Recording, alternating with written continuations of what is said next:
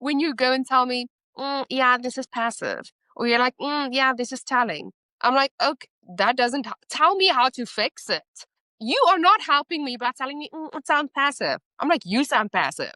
Like, can you go fix yourself? Like, geesh. I was just like, no. Like, tell me why you think it sounds passive. Tell me what you would like to see in this scene or this paragraph or from this character. Telling me it's passive doesn't mean anything to me. Why is he feeling this way? Because 2 paragraphs before this, you referred back to his grandmother, but I would like to see it being mentioned here or something like that. So that is an ick that I have. I just had to say that. I'm calm. I'm fine.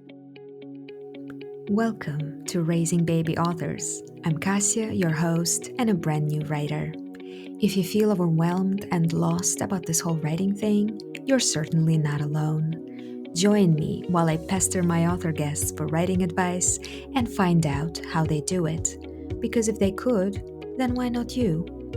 It truly takes a village to raise an author, so let me share my village with you. Hello, dear listener. Welcome back to the Raising Baby Authors podcast. I have special guests today. This is the first time I interview 2 people. These ladies I've been listening to since their first season, and I'm super excited to be talking to them about their own writing this time. It's Madeleine and Sara from Tea and Tales podcast. Welcome, ladies. Hi. Thank you. It is so weird to be on the other side. Is it? Right. Okay. Well, let's see how you handle being a guest, actually. I'm ready to be quizzed.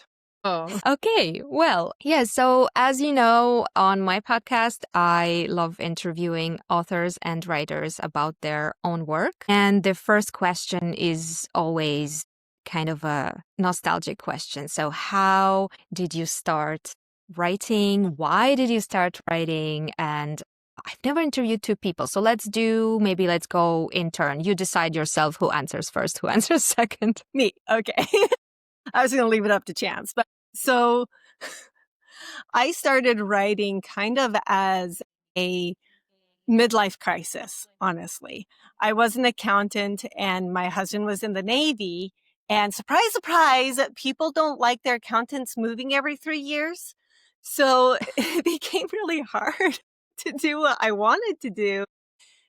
So instead, I started doing a bunch of other things, and I'm a big role player gamer sort of person. And I started writing this role play that I was doing with my friends, and they're like, "You're a good writer. This is fun. This is interesting, and not just because it's our story, but like the way that you're writing is fun."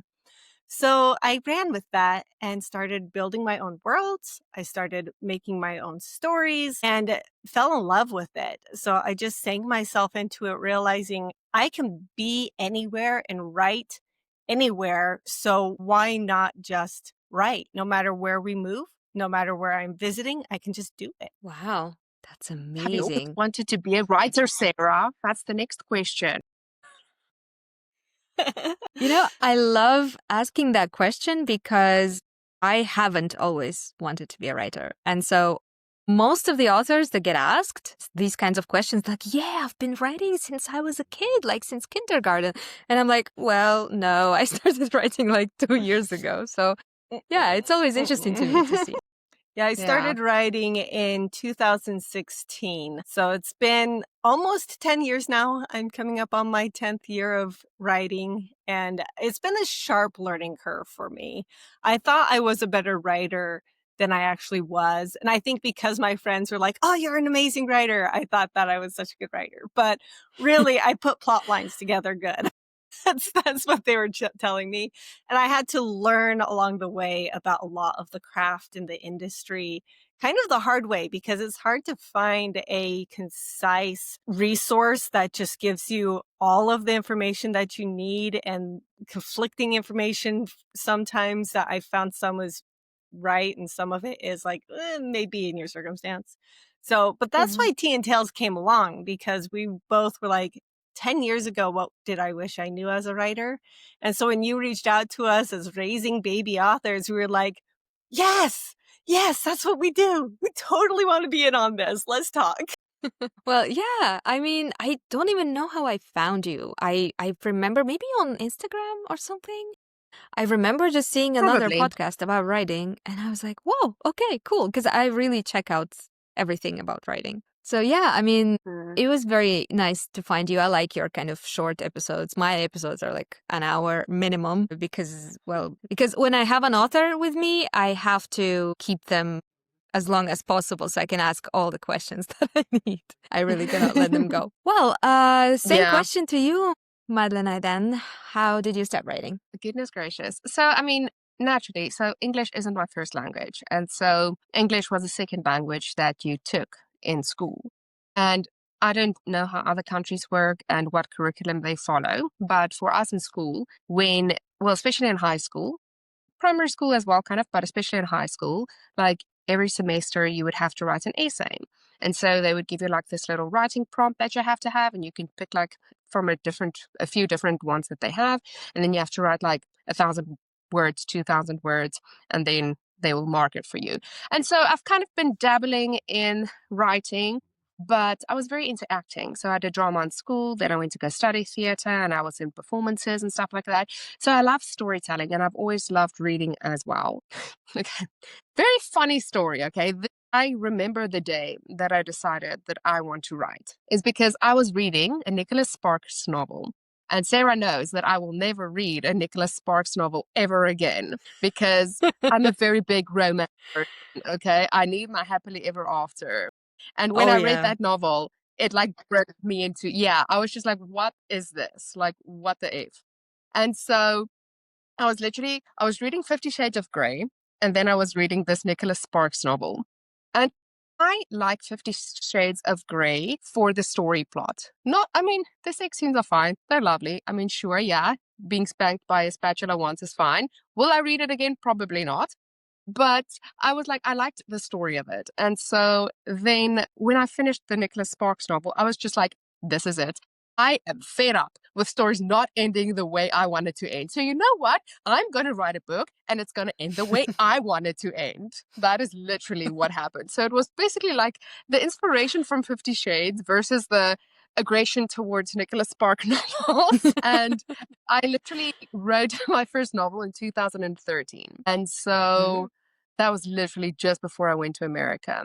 Oh my goodness, I was just like, this is genius. Like, who wrote this? Because this is fantastic. And I continued working and I was like acting and all those things. And actually, with acting, you get scripts. And so then I started actually writing scripts. And so I was doing small scripts that I did with like my actor friends. And one of my friends and I did like a web series that we created. So I did kind of do writing in that sense. But Mm-hmm. then COVID hit. And then I was like, okay, what to do with my life? And I love Criminal Minds. And so I was like, I want to write a story about like, serial killer vibes, Criminal Minds, romance stuff. And I was like, okay, I'm going to do that. So that is actually where Sarah and I are in the same writers group. And I Mm-hmm. found Pitch to Publish and I got into the writing group and that kind of like fueled the writing part of it all. And so, yeah, since then I have continued writing. And I think because of the writers groups and because I have been learning so much about writing and then learning from other people and other authors and all those things, I think that is kind of what continued to fuel the writing part of it. So, no, I haven't always wanted to be a writer, but I am a creative person. And so I think what I love is acting. I love singing. That is kind of my passion. But it also includes writing and it includes storytelling. And I love telling stories. And I always feel I love reading because it takes me away from reality sometimes. And that's what I want to give people. Yeah, Long I story totally get it. long. Yeah, yeah, I totally get it. I think I'm more of a, if we're talking similarity, I would be probably more on Sarah's side because I've never considered myself a creative person. I'm not saying Sarah is not a creative person. I'm just saying that I'm like I haven't thought that I would be writing ever. I haven't thought that I would be doing anything creative with my life. And then it's just like, when I saw that it's possible from all the indie authors that are doing it, I was like, why not? Why not to try as well? it's all very much possible now. So yeah. Okay, so you ladies have been writing for a while. And have you published or got anything published? Or if not, then what are your plans for the books that you're writing currently or have written before? That's a good loaded question. We have Yeah, no pressure, no pressure. pressure. No pressure. None at all. I have not published anything yet. And I think that's the biggest thing when I'm talking with people and telling them that I'm a writer and stuff. They're like, well, where can I find your book? Where can I read you? Mm-hmm. And I say, there's my website. You can go to my website. You can go to my podcast. That's about Mm-hmm. it. I thought about doing some stories online, and spoiler alert, I might still. I've been Mm-hmm. talking with my co-author about some of our things that we've written and whether we want to put them up on some of the websites, that the short story websites and things you can access online rather than like Audible and all the well-known ones. There's a Mm-hmm. couple of apps that we're looking at. We might publish some things up there. So if I do, I mean, keep your eye open for that. Not sure yet. We're still trying to decide whether it's feasible for us. But also, my path, I've always wanted to be traditionally published. And the Mm-hmm. reason for that is because I know I'm a numbers girl and I can do business writing. I know I'm a speaker and I can get in front of people and talk to people, but I'm not a marketer. And I don't know how to do book covers. I am not artistic. You're completely right about that. My creativity is all here and I'm learning how to put it into words properly, but I can't draw. I have what's called a familial tremor, which means my hands shake. I can't do straight lines. Mm-hmm. So drawing isn't a thing I can do, and drawing on electronic stuff, people are like, oh, get into electronic drawing. I can't do that either. You don't realize how painful it gets in your hands Mm-hmm. when you have a tremor and you're trying to do that sort of thing. So I need help. I know that I need editors. I know that I need book artists. I know that I need marketers. And I also know I don't have capital to buy all those things myself. And so Right. traditional publishing has always appealed to me in that case. I am looking more into the hybrid publishing now that there are some really good hybrid publishers out there who also don't require you to put money up front. They're more traditional in that way, but more self-published in that you have a lot of the control. So I'm looking at those two different options right now. My husband keeps joking that if we ended up coming into any kind of money, that he will pay for an editor for me and we will get my books out there self-published. But I know my own limitations, and I want my books to do the best that they can and to reach the most people that they can, which means Mm-hmm. taking the long road and taking all of the time that it takes to get an agent and to get a publisher that's going to help me out. I Right. feel Yeah. 100% the same way. Yeah. Because I also, well, I mean, in all honesty, I never even knew that South Africans could publish books. I didn't think that was a thing. I didn't even know South Africans had authors. I was like, what's that? That just sounds like a overseas thing. And so to my surprise, I was like, wait, people publish their novels? Wait, people can go international? I was like, that's a very fun thing to learn. So I 100% went into traditional publishing, and that is what I am striving for, because I have learned so much throughout the few years that I have learned about the industry. But for me, having an agent who knows the industry inside and out, who has contacts that I don't necessarily have, who knows how to negotiate contracts and get you film Mm-hmm. rights and get you audio rights and get you international rights. Like, those are things that I don't know about. By all means, I could learn that. Do I want to? No, because I would rather watch another episode on Netflix. So then I would rather just give it to someone who already knows that. And then I'm like, thank you so much.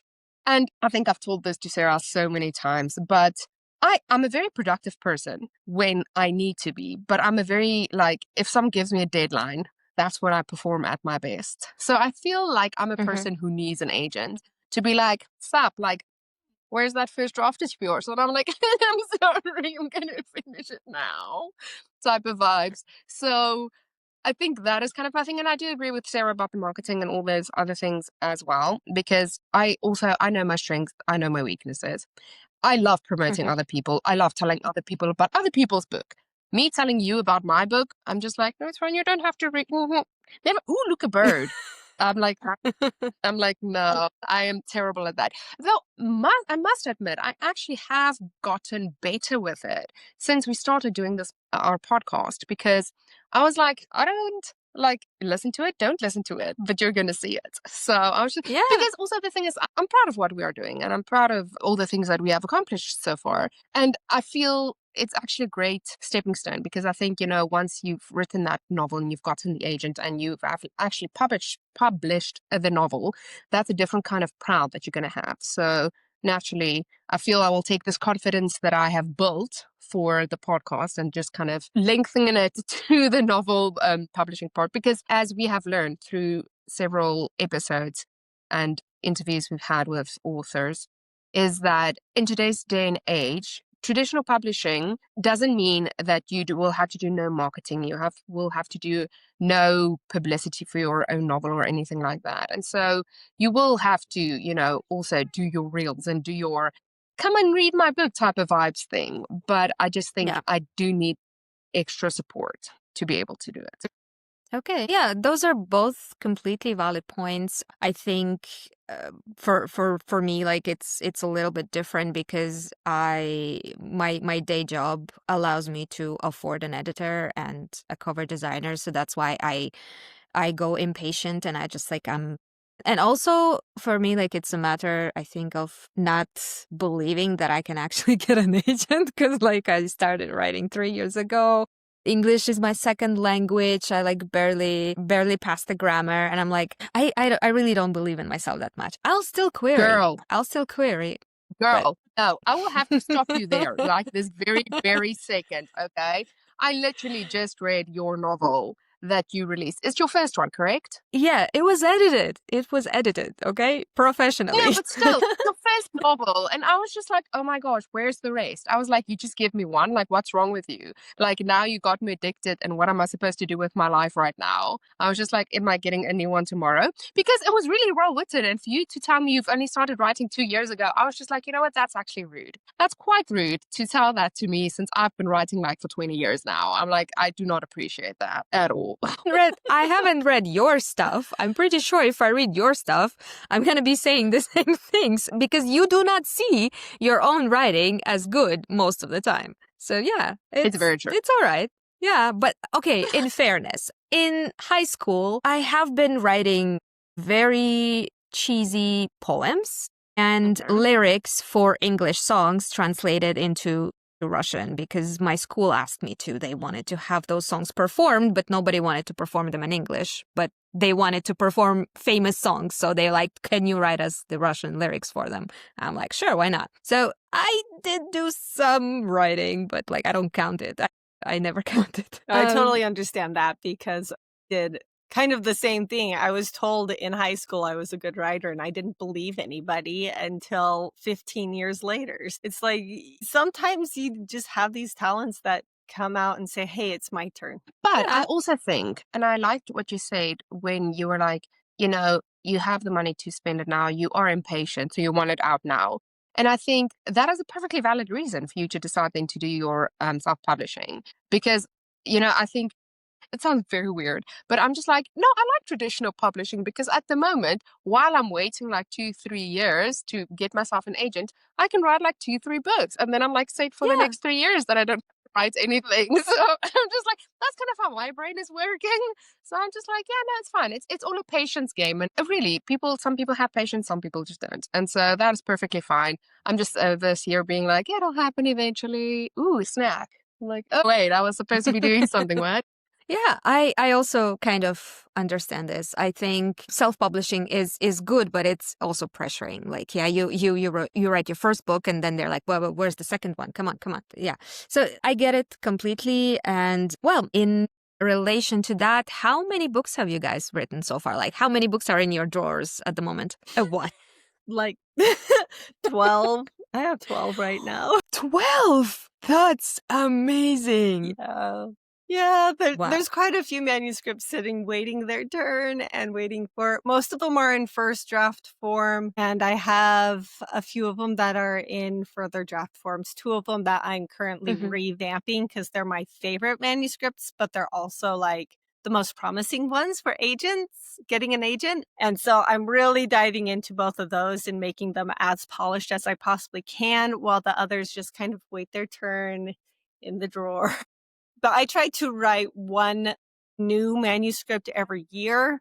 Now, this is going to be the first year that I've not done that because of multiple reasons of things going on in my life right now. So I've had to step back. Though I have like 3 ideas that are knocking on my brain saying, it is my turn. You're supposed to write something this year. But I'm having to tell them, hey, I need you to be patient. I need to spend my energy where I need to spend it right now, which is on these other 2 they're basically hopefully close to their final drafts, but I don't know yet until I get an agent how close to a final draft they are. Mhm. So, but yeah, I have about 12 manuscripts sitting in my drawer. A couple of them are favorites of other of my beta and alpha readers that they're like, I really want that one out, but I know it's not something that the agents in the industry are looking for right now, so I'm keeping them just Mhm. to the side. I have 5, and then I'm currently working on a 6th one.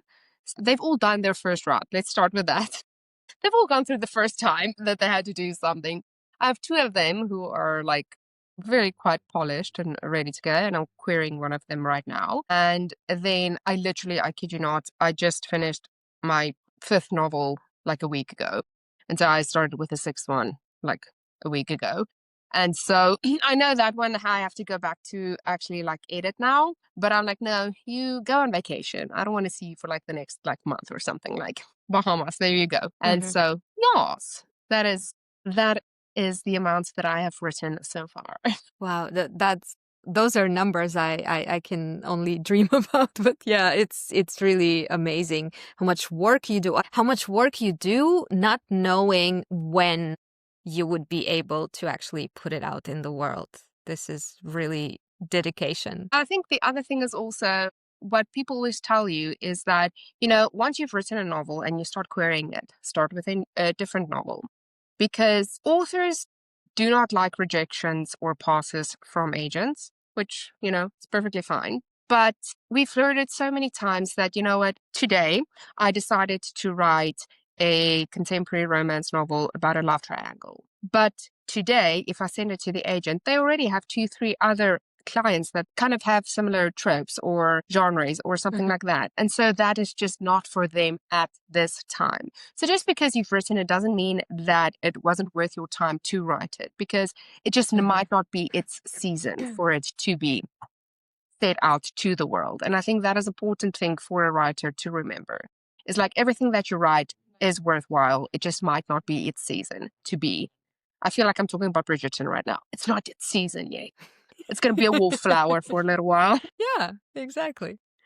Yeah, what I forgot to tell Sarah when she was talking about putting some of her writing online is, have you considered Substack in your considerations? Uh, I've been looking at Inkit and another one, but I'm gonna write down Substack because you're right. It is a good one. I've heard about it before. I think I looked into it once before, but I haven't really Yeah, why thought about it in the last week. I mention it is because I have a friend author on my Instagram who is publishing her, I think it's a pirate fantasy or just a pirate kind of story.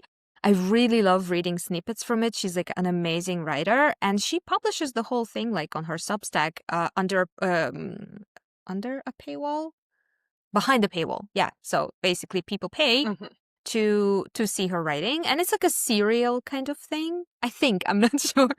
Her name is Joy Peregrine, I think, and yeah, she's putting out like some little snippets in her posts. It's really really good. Like, if you want to try, there are these like options, and especially Substack is like it's a newsletter and kind of Patreon and everything in one. You can do everything you want Mhm. there, and something is free, something is paid. So it's a lot of authors are using Substack instead of their newsletter. currently. I was also thinking about it. Interesting. That's really interesting. I like that. Yeah, I've written it down now. I'm going to go look into it some more because we're kind of on the fence about what do we put out, how do we put it out? Do we, going through all our pages and pages and pages, because me and my co-author have written probably 20 or 30 different storylines, and we're trying to decide, do any of them match this? Because a lot of it is just fun writing for us. So we'll definitely be looking into that. Thank you so much. Yeah, well, the next question I usually ask is somewhere in the realms of writing the first draft and your process of writing the first draft. I just wanted to sort of compare between you two because I'm pretty sure one of you is a plotter and one of you is a pantser. I'm not sure which is which.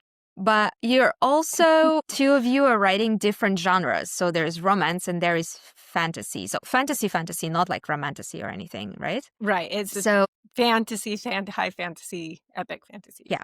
So I was just, in terms of being a pantser and a plotter, does it tie into your personality more or does it tie into the genre you're writing? Like, for example, I cannot imagine writing a fantasy that I didn't plot. I would just get lost. So yeah, I need your opinions on that. Yes, Sarah. How Explain does that yourself. Explain explain yourself. yourself? I am definitely a pantser. One of the books that I am writing right now actually happened because my daughter was in her first school in Spain, and I was in the kitchen just doing some cleaning up and things. And it started coming. Just the words started flowing into my mind of what I should write and the personality of this character I'd never thought of before. So I stopped. I ran into the other room and I just started typing. And before I knew it, I had 3,000 words and I call it an intro, not a prologue, because it's only like 3 short paragraphs, but Mm-hmm. it's really, really good. And I can only say it's really, really good because I have had an editor look at those paragraphs. Brenda Copeland, if Nell saw that call. She looked at those opening paragraphs and into my first chapter because I wasn't sure if it was working. And she was like, oh, this is amazing. She's like, this is beautiful. I would kind of clean up this sentence here, but other than that, this is great and it's intriguing and I love it. And that story is one that I am polishing up the end of it right now to get it out to Mm-hmm. agents again because I got some feedback in the beginning of my querying that I need to go back and work on some things later in the novel. So I'm doing that. But that's how it happens for me. I usually just start writing and the characters tell me what their world is like and they tell me what they do for a living and what their story is and where they're going and what their stakes are. And I can usually get a few chapters in just off of that. And then I have to stop and be like, okay, but this story has to go somewhere. I have to have a climax. I have to have an ending point somewhere. So where's your story going? And I do step back a little bit at that point and ask them, okay, tell me where I'm headed so I know what I'm writing next. And I will do a loose outline of what the climatic part is and where we're ending at the end. And that's where a lot of my world building ends up happening. For example, my latest one that I have with my alpha readers right now, I think 4 chapters in, and I did not like where it was going at all. I hated the story a lot, which was sad because I loved the prologue that I wrote. And so I stopped and I took an entire day just world building and figuring out what the different cultures were like and what everything they were doing was for. And that's when I realized it was going to be a dark fantasy and it is going to be really emotional and it's almost apocalyptic in nature. Mm-hmm. But you have to, as a pantser, know that moment where you need to stop and evaluate what you're doing so that things are consistent and you do have a direction to go in. I have had a couple of stories that I never got to that point in the story and I just wrote and wrote and wrote and wrote and wrote and wrote. And next thing I knew, I had 2,000 words and a story. But then I had to, at that point, step back and reevaluate it And I cut like 75,000 words of tangent and things like that because it kept speaking to me. But if it does stop speaking to you as a pantser, you need to stop and find out why. Why did it do that? And what do I need to figure out so I can keep going? And that can be hard for a pantser who doesn't want to plan things, who just wants to feel it and you want to feel the story and be dragged forward by your story. That's what's so intriguing about being a pantser. But if you're going to make it a career, you know and you realize not all stories are going to do that from beginning to end. And you do have to learn how to plan a little bit along the way so that your stories end up being something cohesive by the end of it. Okay. Yeah. It all sounded to me like something like, oh my God, I can never do this. And I know now that I can never do this because I tried. So the book that I'm releasing like literally next week is my pantsing experiment, actually. I was like under lots of pressure. I was feeling depressed and I was like, I don't want to plan anything. Let me just take these 25,000 words and just sit and write whatever the hell I want. I had the premise and I'm like, I'm going to do that. But you know what? No, it does not. It does not work. I stare at a new scene and I'm like, I need a summary. Without a summary, I have no idea what to write. And so it ended up being still plotting, but kind of more relaxed plotting. Like, it's all right if I go like on a tangent a little bit. It's okay. But yeah, pantsing really is not my thing, apparently. I think some people kind of ignored that group in the middle. Like you think either you have to come up with all of it off the top of your head or you have to plan it all out. But there is middle ground and it's more like a spectrum that some people like me, I do come up with a lot of it spur of the moment, but then I also do plan some things and I do take some moments to plan. So I'm not like a pure pantsing off the cuff all the time sort of person. So you can fall in the middle there and kind of have fun with all of it. I Yeah. kind of feel I would consider myself a middle person because I'm not like a super like planner for everything. And I think we've talked about this person so many times before. We've had a guest on our show called Ariana. And oh my goodness, like if you listen to that episode in season 1, like the amount of planning she does, I was just like twitching as I was listening to her because I was like, that's overstimulating. I'm like, that's way too much planning. I cannot. I cannot. So I do like to plan because I always say, my stories play like a little trailer off in my head. So I know how the story begins. I know what kind of the climaxes are of the story, and then I know how it ends. And so then as I start writing, basically I will fill in I almost want to say transition scenes between where I started it versus what the first climatic scene would be. Okay, so would you like to see? But I mean, I am a planner because, I have all my Okay. sticky notes over here with all my characteristics of all my characters, and then I have like scenes that I have to write, and I have like what do I have? Oh, I have addresses of my characters where they live, especially because I write romance, and so naturally I do live in the real world, and so it's not like Sarah where I can make up places. I'm sure I could make up a place if I wanted to, but it's so much easier for me to just write about stuff that I already know and places I've already been to. So yes, I Mm-hmm. have this little gadget with me everywhere I go. And then naturally, depending on what story I write. So, for example, 2 novels back, I was called my Netherlands story because it's about an au pair going to the Netherlands and then meeting someone there. And I lived in the Netherlands for a year, and that is why I started writing it, because I was kind of writing from my experience of being an au pair in the Netherlands. And so Mm-hmm. then I was like, I really knew like the feeling of being there. I knew what it felt like for me to see all the places for the first time and experience all these things for the first time. I just kind of added the romantic elements to it. But then when I wrote the novel after that, it was like a baking show novel that I wrote. And so then I was like, okay, well, this kind of needs more planning, because I was like, okay, well, first of all, I have to decide what show it is. Then I have to decide how many episodes are there. Then I have to decide how many judges are there. Then I have to decide how long each episode is going to be. Then I have to decide what challenges are there going to be. Then I have to decide what contestants there are going to be. Then I have to decide who the producer is, who the director is. Then I have to decide what are the character traits of all these colleagues that they have. So it was very planning. Like my whole wall was full of like notes of like things that I was writing. And so I think it kind of just depends on what type of novel I'm writing. Okay.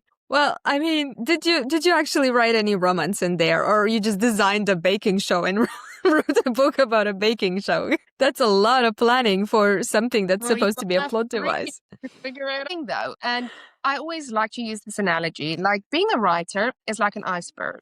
The reader only sees the iceberg. Everything underneath the ocean is what you as a writer needs to know to be able to write that story. So even though I have all my spreadsheets and all my like contestants and all my challenges and all those things, like the majority of those things are not in the novel, but me as the writer need to know these things. Like, for example, I would have a scene where they would be making eclairs. But then I would literally have to go watch a video to see how they make eclairs for me to understand how this character is thinking Yeah. about making an eclair. So it's like, it's those type of things. Yeah. Yeah, I get it completely. I recently had to Google how a Christmas tree farm looks like. I've never been to one.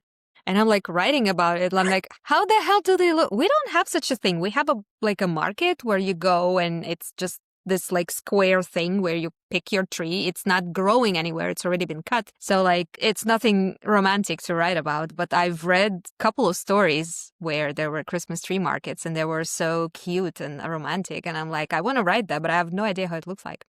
So yeah, I had to Google that. Thank you, Google. Yeah, yeah. I was wondering when you were talking about like, okay, so you have multiple books under your belt and you're querying multiple books, for example, when you are planning to publish traditionally and you know that you need to write multiple books, do you plan series or you think series are not like viable when you're trying to query? How does that work when you're planning to do traditional publishing? So I think I'm the series planner of the two of us. Do plan. Most of my books end up being more than one book. Even if I want it to be one book, the world just gets too big and I have to do multiple books to fit the story in it.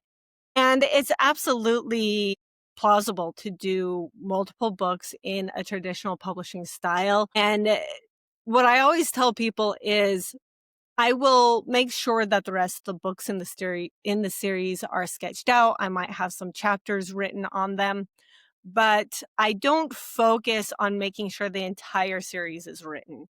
And the reason for that is because if you don't sell the first book, you can't sell the second book in a series. It doesn't work that way. And so I will write the first book. I'll sketch out the whole series so I know where each of the books would have to go, what sort of intrigue is going to cross over between books. So the first one is accurate to what's going to end up happening in the next two books, et cetera, et cetera. And then I market it to the agents. I say it's the first book in a duology or a trilogy or a series, depending on how many books I know it's going to take to tell the story. They can then decide from there what they're going to want to take on. And I try really hard to, if I can, make that first book able to stand alone. So then I will market it to the agent as a standalone novel with series potential or duology potential. So they know that I have a bigger plan, but this book can also be by itself if it needs to be. If it doesn't sell, I'm okay with going somewhere else. And then I spend my creative energy creating a new book and a new series because I want to be able to present multiple ideas, not just one idea to an agent, even if I have a series. Like I have one series that it initially was 10 books long, and I've now, as I've worked through it, it's more like 3 trilogies or 2 trilogies in a quad book because Yeah, I've that's kind still of almost reworked 10 the books. ideas. It's still 10 books. It's just I've split up the idea a little bit more. I know that I want to be able to present them a career, that I don't just have this one idea, this one series, because like I said, if that first book doesn't sell, then where do they go with the series? They can't go anywhere with it. I can't go anywhere with it.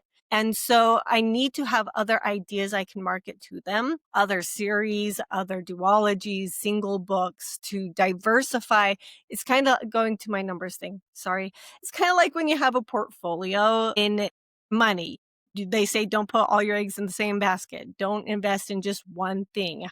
Have diversity. For an author, it's the same way. You want to have diversity of different stories, different characters, slightly different writing styles, or I have one book that's dark fantasy and one that's epic fantasy. And to show that I'm not just a one trick pony, if you want to put it that way, that I have a career potential.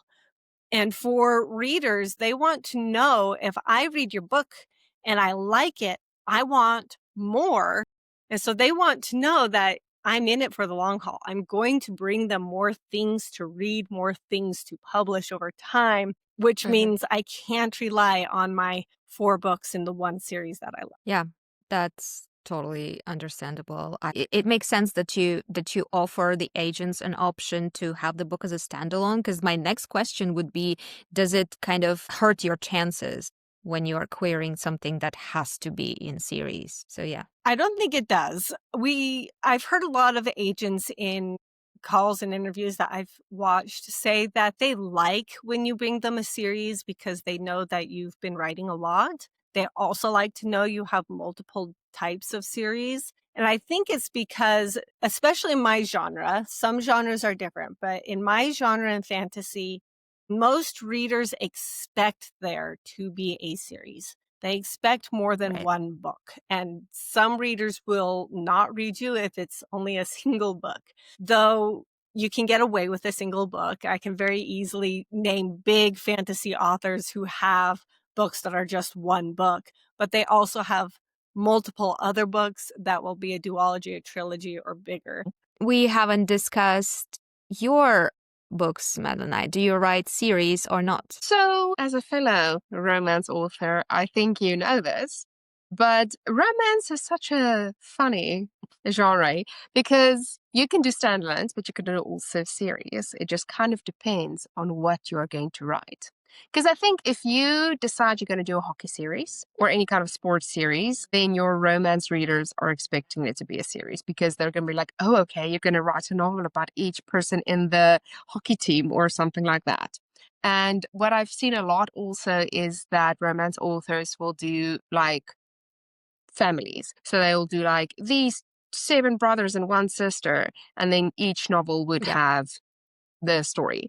But I think the important thing is that yes, romance can be series, but they would also be able to stand alone. So if someone, for example, has never read any of your novels before, they don't know who you are, but they stumbled over a rock and the book landed in their hands. And they start reading it, but it's like the 4th book of this series, I say in quotation marks, that you've written. They should be able to not have to have had read the first 3 to be able to understand this one.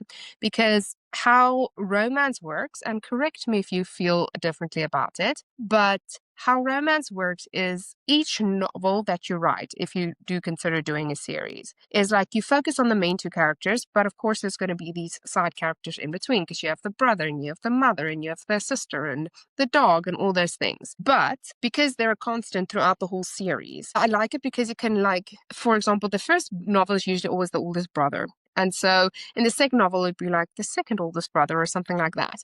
And so you would kind of continue seeing the first person's like journey to be like, oh, they got married, they had a baby and stuff like that. But you don't necessarily have had to read the previous ones to be able to understand this one because it's still focused on the 2 main characters. And so I personally have not read, I say I have not written a series before, but I have kind of. It was accidental though, because what happened is I had my whole 50 Shades and Nicholas Sparks scenario, and then I started writing, and then actually I had this film in my head. And so I was like getting, you start writing and then you just get this nice conclusion. You're like, ooh, but no, like I'm still not finished with it. Like, so then I started writing the second one, and then it kind of also had this nice little ending. And I'm like, but my story's not finished yet. So then I wrote the third one, and I was like, okay, clearly this is an accidental trilogy. It was not planned, but that's kind of what happened. But then the next like 3 books that I wrote have all been standalones. But I have had, oh my goodness, I have had the idea of doing like a rugby series because you always have hockey and football and all those things. And I'm like, ugh, boring. You know what is sexy? A man's ass when he plays rugby. I'm like, there's nothing compared to that. Okay. And so, and especially because rugby is a very big sport in South Africa. So then I'm like, Mm-hmm. it's something different rather than hockey or football or something like that. And another series that I have been thinking about is drum majorettes. So I have mentioned in previous episodes that I'm a judge for the drum majorettes here in South Africa. And so we had our national competition in July. And naturally, like as I'm sitting there judging the kids doing their performances, ideas start popping at the most random times. And I'm like, kind of rude Mm-hmm. because I'm still busy with a different one, but okay. And so that kind of like intrigued me to write like a little series about that. But yes, I think the important part is just to know like you can write series, but each of them still need to be able to stand alone. But what I will say though is I love Easter eggs. So my novels won't necessarily be in series, but you will find each of them in each other's novels, which is the fun part. Yeah, I love those. I love seeing like glimpses of previous characters in the next books. It's really, really, even if they're barely connected, barely, it's still a lot of fun.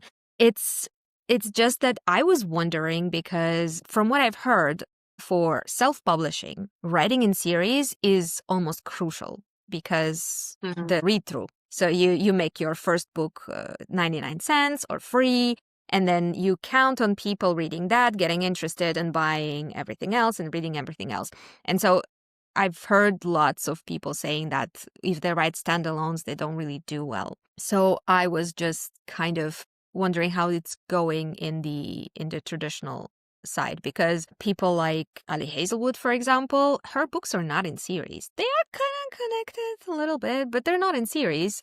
So Yeah. it's more of a in traditional where we see kind of more standalones. But yeah, again, I'm talking about romance now because I think fantasy is different in terms of the worlds. As you said, the worlds are big, so you need to like stretch it to duologies, trilogies, and further. Some authors write And the 25 readers, books. Yeah.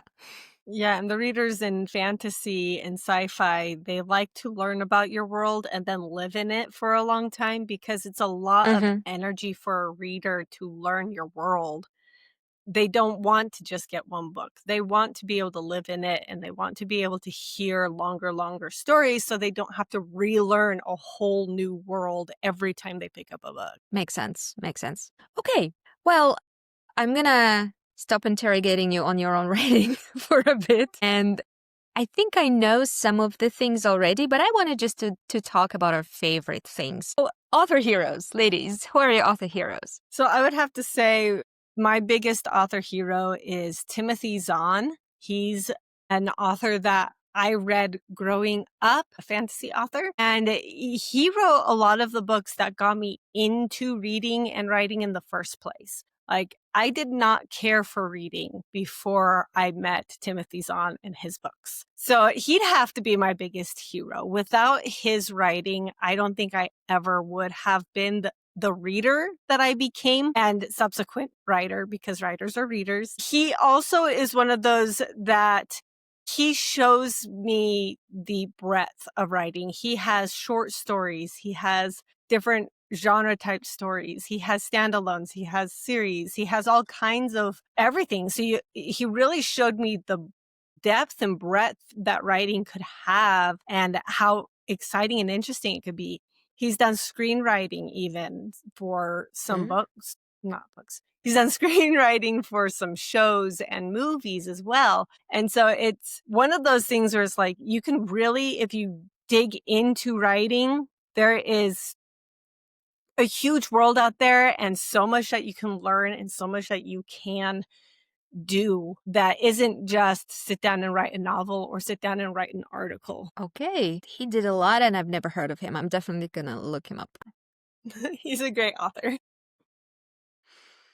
I think the only reason I Okay. know any fantasy authors is because Sarah talks about them. That's the only reason I know who Brandon Sanderson is.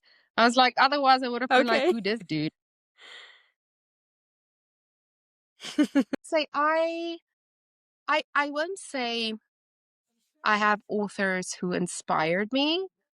Literally, I have a genre that inspired me. Like romance inspired me to write because I love romance. So what I will say is there are authors whose work I like to read and whose work I would like to be in the same pedestal as them or in the same, I don't know, atmosphere as I don't know what you call it, but who I feel like has the same, it sounds weird, but like mindset of like the type of readers that I want to have and the type of feelings I want to invoke in people. And so I will always pick up a Sarah Adams novel. I love her writing. Like it's just so cute and sweet and corny and stuff like that. I love Sophie Sullivan. Oh my goodness, I can't even. Oh, I love Sophie Sullivan. She has like the best writing ever, and it just always makes me feel so cozy and cute and warm and fuzzy and all these things. And oh my goodness, Issa Bailey, listen. If I feel hot and bothered, like that is definitely an author that I would be going to because I'm like, hey, yes, queen, I want you right now. Like, give me your book.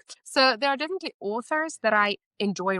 And Christine Feehan, that is very side note though, because I don't even write paranormal romance, but I just love her novels. I'm just like, oh, her writing is phenomenal. So there are writers whose writing I enjoy, but I can't say that there's writers that inspired me to write. Okay. Yeah, fair enough. Yeah, I have not read two of the authors that you said. I've read Sarah Adams, only one book though, and well, our Lord and Savior Tessa Bailey, of course. I think I've read like four books of hers so far, and I have two more on my shelf. So yeah, definitely. Okay, one last question for you. I always ask about writing advice. So you pick and choose best, worst, whatever makes you feel more, and tell me what is the writing advice that you want to give to our listeners. You know, we always ask this question to our guests, and so I should have been ready. And I saw on your list, I should have been ready. Like, this is the thing.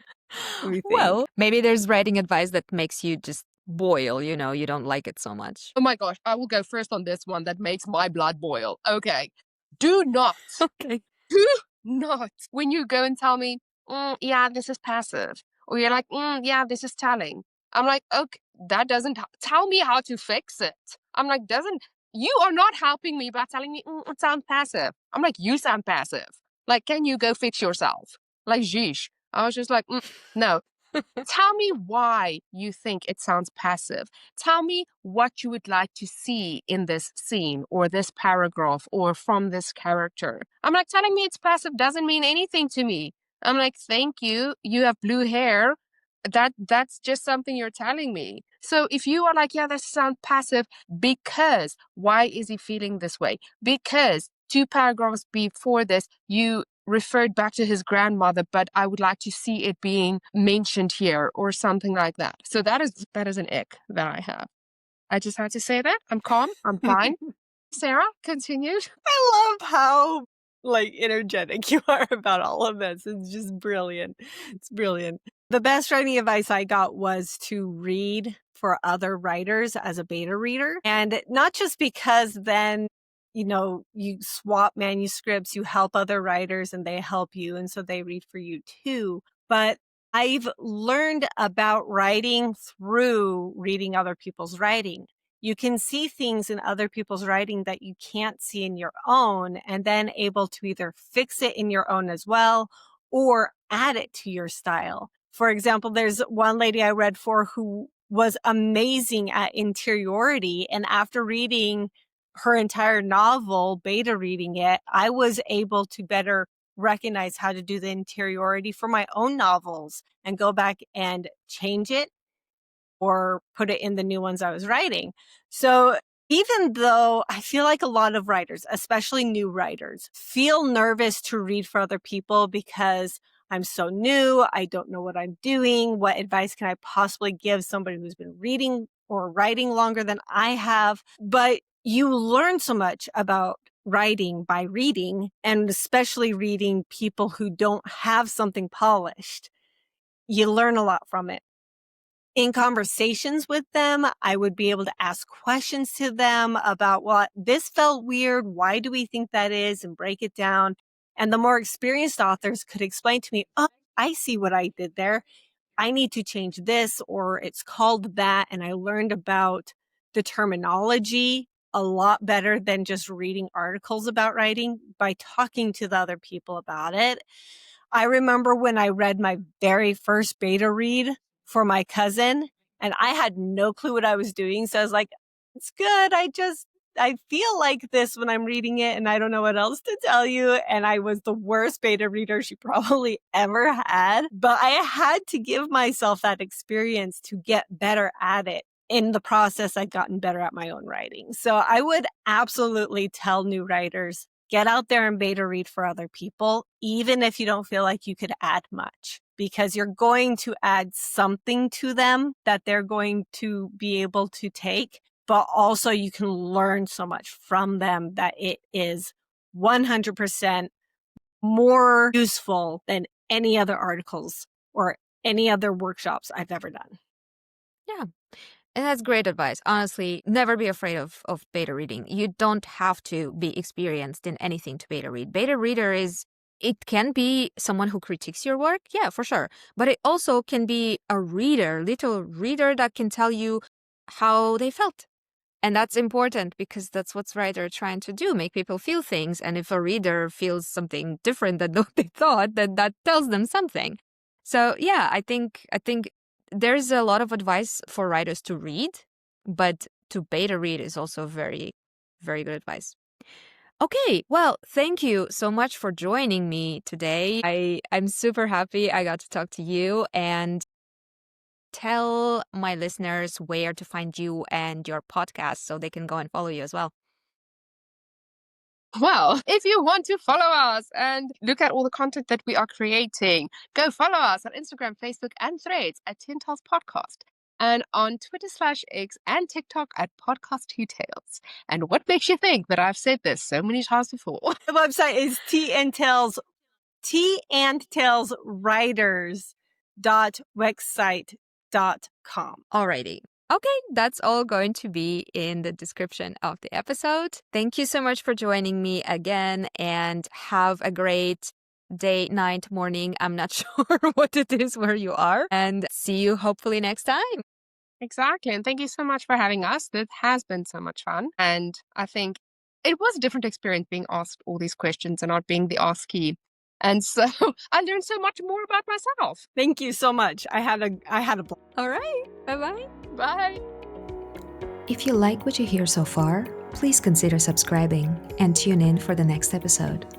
If you have burning questions about writing you'd like to have answered, head to my Instagram page at kkalbabooks and leave me a message. Or use my email k.k.alba.books@gmail.com. If you'd like your favorite author to answer your question on my show, again, head to my Instagram or email me to let me know which author you'd like me to invite, and I'll try to get over my anxiety and do it. On the other hand, if you're an author who's published at least one book, traditional or indie, and you'd like to become a guest, well, you know what to do by now. Message me and let's get to know each other.